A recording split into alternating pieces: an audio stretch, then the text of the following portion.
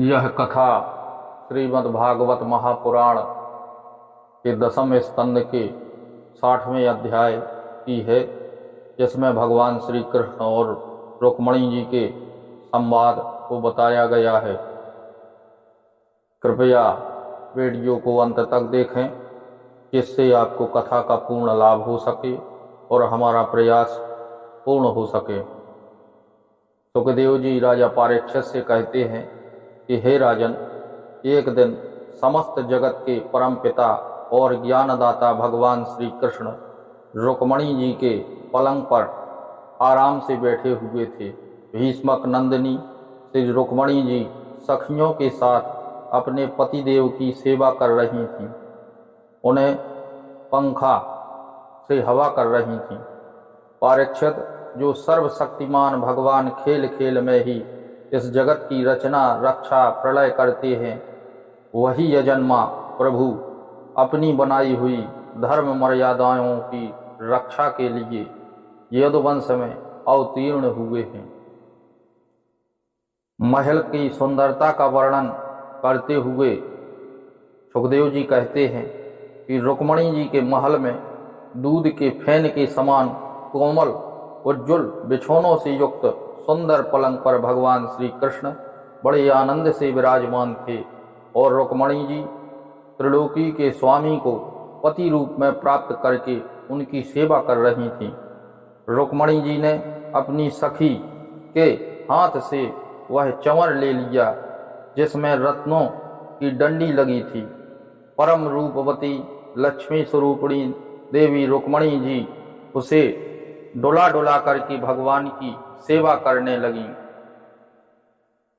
तब भगवान श्री कृष्ण ने कहा, राजपुत्री सितः भूपे लोकपाल विभूत भी महानुभावे श्रीमद्भिः रूपो यदा बलोर्जिते है। भगवान बोले, हे राजकुमारी, बड़े बड़े नरपति जिनके पास लोकपालों के समान ऐश्वर्य और संपत्ति है, जो बड़े महानुभाव और श्रीमान हैं तथा सुंदरता, उदारता, बल में भी बहुत आगे बढ़े हुए हैं, तुमने उनसे विवाह करना क्यों नहीं चाहा, अर्थात तुमने उनसे विवाह क्यों नहीं किया। सुंदरी, देखो, हम जरासंध आदि राजाओं से डरकर समुद्र की शरण में आ बसे हैं। बड़े बड़े बलवानों से हमने बैर बांध रखा है और प्रायः राज सिंहासन के अधिकारी से भी हम वंचित रहते हैं। सुंदरी, हम किस मार्ग के अनुयायी हैं, हमारा कौन सा मार्ग है, यह भी लोगों को अच्छी तरह मालूम नहीं है। हम लोग लौकिक व्यवहार का भी ठीक ठीक पालन नहीं करते हैं। अनुनय विनय के द्वारा स्त्रियों को रिझाते भी नहीं हैं। जो स्त्रियां हमारे जैसे पुरुषों का अनुसरण करती हैं, उन्हें प्रायः कलेश ही कलेश भोगना पड़ता है। सुंदरी, हम तो सदा से ही दरिद्र हैं और ना तो हमारे पास कभी कुछ था और ना रहेगा। ऐसे ही अकिंचन लोगों से हम प्रेम भी करते हैं और वे लोग भी हमसे प्रेम करते हैं। यही कारण है कि अपने को धनी समझने वाले लोग हमसे प्रेम नहीं करते हैं, हमारी सेवा नहीं करते हैं। जिनका धन, कुल, ऐश्वर्य, सौंदर्य और आय अपने समान होती है, उन्हीं से विवाह और मित्रता का संबंध करना चाहिए। जो अपने से श्रेष्ठ या अधम हो, उनसे कभी विवाह नहीं करना चाहिए। अब भी कुछ बिगड़ा नहीं है, तुम अपने अनुरूप किसी श्रेष्ठ क्षत्रिय को वर्ण कर लो, जिसके द्वारा तुम्हारी यह लोक और परलोक की सारी आशाएं, अभिलाषाएं पूरी हो सके। भगवान का इतना वचन सुन करके जब रुक्मिणी जी ने अपने परम प्रियतम पति त्रिलोकेश्वर भगवान की यह अप्रिय वाणी सुनी, जो पहले कभी नहीं सुनी थी, तब वे अत्यंत भयभीत हो गईं। उनका हृदय धड़कने लगा। वे रोते रोते चिंता के अगाध समुद्र में उतरने डूबने लगीं।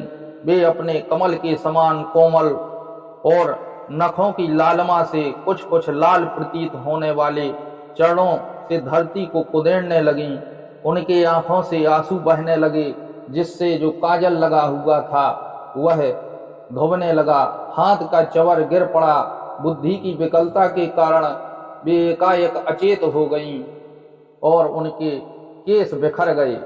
इस प्रकार भगवान ने जब उनकी दशा को देखा तो भगवान ने उनको उठा करके पलंग पर रखा और कहा कि देवी, आप मेरे वचनों से भयभीत हो गई हैं, मैं तो आपसे मजाक कर रहा था।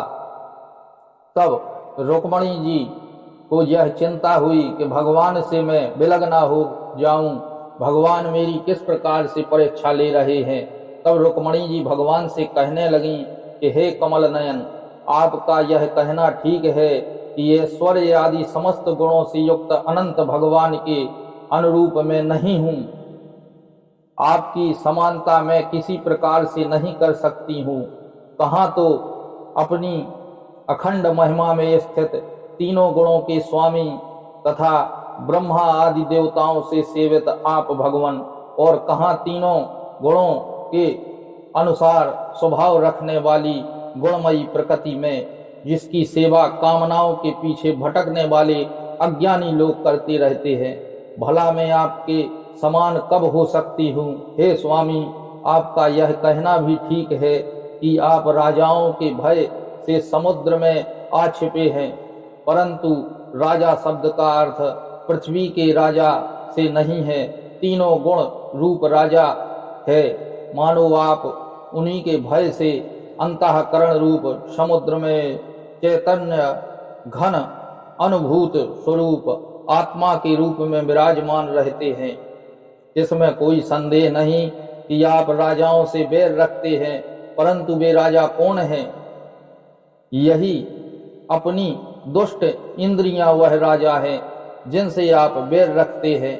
आप राज सिंहासन से रहित हैं, यह भी आप ठीक कह रहे हैं, क्योंकि आपके चरणों की सेवा करने वाले बड़े बड़े राजा सिंहासन को छोड़ करके घोर अंधकार राज्य को समझ करके उसे दुत्कार करके सब छोड़ करके आपकी सेवा और आपकी भक्ति करने लगते हैं। आप जो कह रहे हैं वह सब सत्य है, क्योंकि जो ऋषि मुनि आपके पद्म पादों का मकरंद रस सेवन करते हैं उनका मार्ग भी अस्पष्ट रहता है, और विषयों में उलझे हुए नर पशु उसका अनुसरण भी नहीं लगा सकते हैं।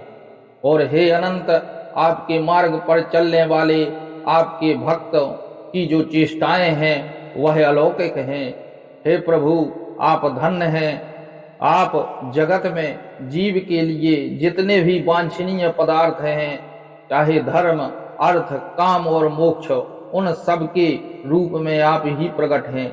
आप समस्त वृत्तियों, प्रवृत्तियों, साधनाओं, सिद्धियों और साध्यों के फल रूप हैं। विचारशील पुरुष आपको प्राप्त करने के लिए सब कुछ छोड़ देते हैं। भगवान उन्हीं विवेकी पुरुषों का आपके साथ संबंध होना चाहिए, जो लोग स्त्री पुरुष के मोह को त्याग करके सुख दुख के वशीभूत न हो करके केवल आपका भजन करते हैं।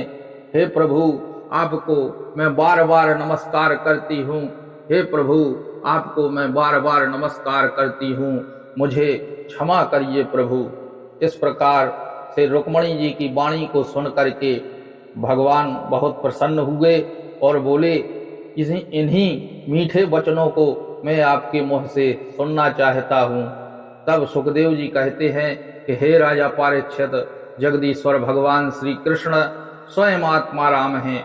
वे जब मनुष्यों की सी लीला कर रहे हैं तब उनमें दाम्पत्य प्रेम को बढ़ाने वाले विनोद भरी वार्तालाप भी करते हैं। इस प्रकार लक्ष्मी रूपणी रुक्मणी जी के साथ विहार करते रहते हैं। तो इसी प्रकार ज्ञानवर्धक जानकारी के लिए आप द शक्ति चैनल से जुड़े रहें और कमेंट में जय श्री कृष्ण लिखना ना भूलें।